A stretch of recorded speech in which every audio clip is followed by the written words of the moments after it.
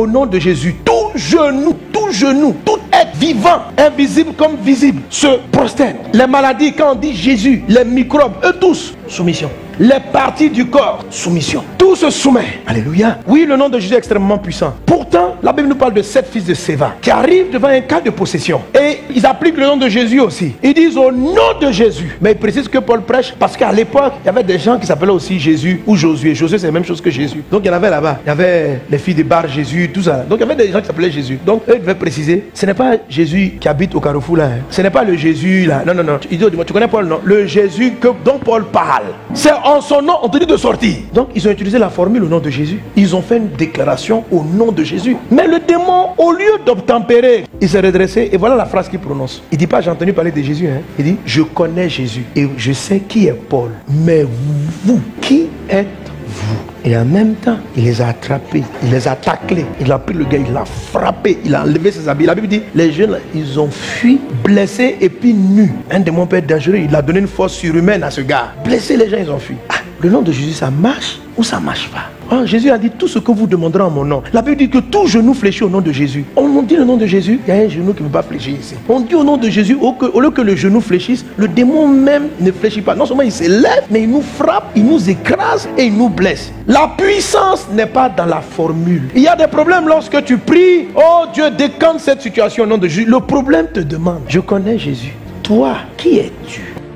C'est dans le nom de Jésus que je prie. Le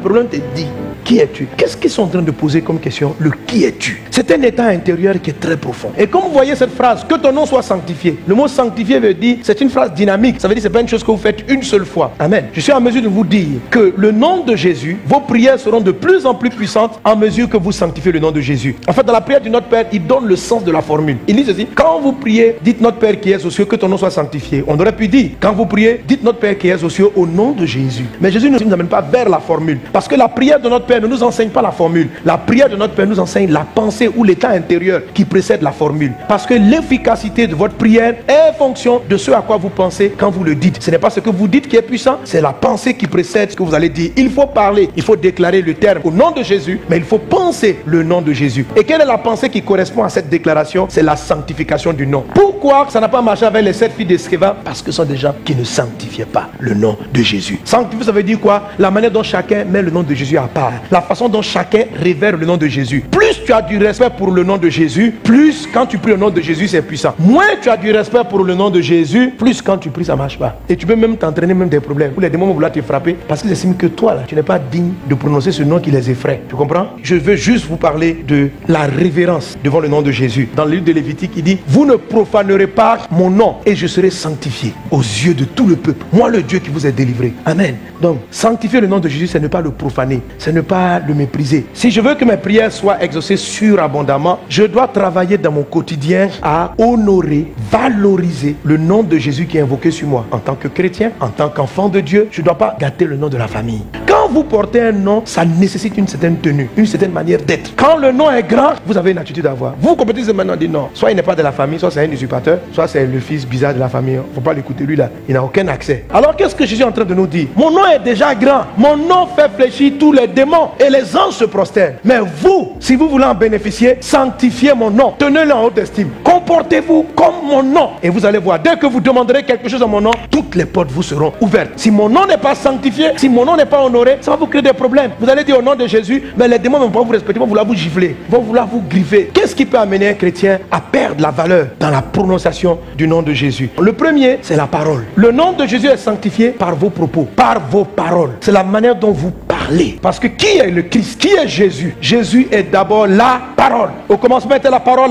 était avec Dieu, la parole était Dieu. Dans la parole était la vie, et la vie était la lumière des hommes. Le nom de Jésus est puissant parce qu'il est la parole vie. Jésus est puissant parce qu'il est la parole créatrice. Quand vous voulez voir vos prières être puissamment exaucées, faites attention à ce que vous dites. Éphésiens chapitre 5 verset 4. Qu'on n'entende ni parole déshonnête, ni propos insensés, ni plaisanteries, choses qui sont contraires à la bienséance. Qu'on entende plutôt des actions de grâce. Amen. La bienséance, ça parle de la bonne atmosphère. Quand vous dites le nom de Jésus, ça crée une atmosphère royale. Ça crée une atmosphère divine. Pourquoi pourquoi le nom de Jésus n'est pas puissant dans la bouche de certaines personnes? Parce que ce sont des gens qui disent et qui ne font pas. Mais quel que soit le niveau de ta chrétienté, que tu sois diacre, prophète, tout ce que tu dis, mais tu es celui qui donne des rendez-vous, qui n'honore pas, c'est pas honnête. Tu es celui qui dit oui et tu fais le contraire. Tu es celui qui dit à tes clients pendant que tu es tailleur, demain, viens à 7 heures, je te livre l'épargne, je te livre, je te livre, je te livre. Et toi-même dans ton esprit, tu sais que tu ne vas pas livrer. Mon ami, c'est pour ça que ta prière ne produit pas la surabondance. Parce que tu sais très bien que tu ne seras pas capable d'honorer la parole. Et tu dis au gars de venir à 7 heures, mais tu sais que tu vas les livrer vers 18 heures. Et puis tu as beaucoup d'autres commandes à résoudre. Mais pour ne pas perdre les clients, tu as une parole qui est déshonnête. C'est contraire à la bienséance. Le jour où tu vas dire au nom de Jésus, les gens ne vont pas te prendre au sérieux. Parce que tu es un plaisantin. Tu es un plaisantin. Jésus est puissant. Mais toi, quand tu dis au nom de Jésus, on dit de qui tu parles? Nous, on connaît Jésus. Jésus n'est pas un plaisantin comme toi. Vous ne pouvez pas avoir une prière qui produit la surabondance si vous ne valorisez pas vos paroles.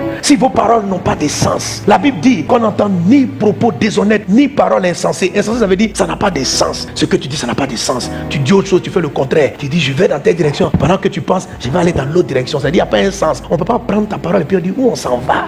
C'est pourquoi quand tu dis au nom de Jésus, ça n'a pas de valeur. On entend la formule, mais il n'y a pas la puissance. Il n'y a pas la puissance parce qu'on te l'a enlevé. Qu'est-ce qui valorise quelqu'un? C'est sa parole. C'est sa parole. Quand on dit tu es un chef là, ton premier pouvoir, c'est ta parole. Si tu n'as pas de parole, tu dis genre demain, réunion du conseil. Puis après tu es là, Bélélou, je veux plus de conseil. Après encore, demain, il y a ceci. Oh, je veux plus, je veux plus. Après, ta parole, quel que soit ton titre, ce qui valorise en tant que chrétien, le nom de Jésus, ce sont vos paroles. Si le nom de Jésus est invoqué sur toi, fais attention à ce que tu dis. Aujourd'hui, tu bavardes dans les situations. Le jour où tu auras besoin de prier, tu vas te rendre compte que ta prière ne fonctionne pas. C'est pareil quand vous êtes un chrétien qui parlait au hasard. Tu parles pour bavarder. Il dit les paroles déshonnêtes, les paroles insensées, les plaisanteries. Oui, les plaisanteries qui sont contraires. Les plaisanteries, c'est le fait de jouer avec les choses sacrées. Le nom de Dieu est saint. Tout ce que Dieu dit dans la Bible est saint. J'entends quelquefois les gens plaisanter, ils sont là. Frère, tu t'amuses tout de suite. Je t'impose les pieds. Attends, l'imposition des mains que Jésus a dit de faire. Jésus est au sérieux quand il dit vous imposerez les mains malades, les malades seront guéris. Et vous êtes là parce que vous riez entre les frères. C'est la parole de Dieu. Vous utilisez comme moyen de plaisanter. La Bible dit quand tu plaisantes, c'est contraire à la bienséance. La prochaine fois, le jour où tu seras sérieux, Dieu ne sera pas là. Père, au secours, je t'appelle. En mon nom, je t'appelle. Oh, je suis ton fils. Viens, viens. Hein, vous connaissez les histoires comme ça. C'est comme elle a toujours. Il crie au secours, au secours, au secours. Les gens arrivent. Je plaisante. Tout va bien. Au secours, au secours, au secours, au secours, au secours. Je meurs, je meurs. Qu'est-ce que tu as eu? Non, c'est pour te blaguer.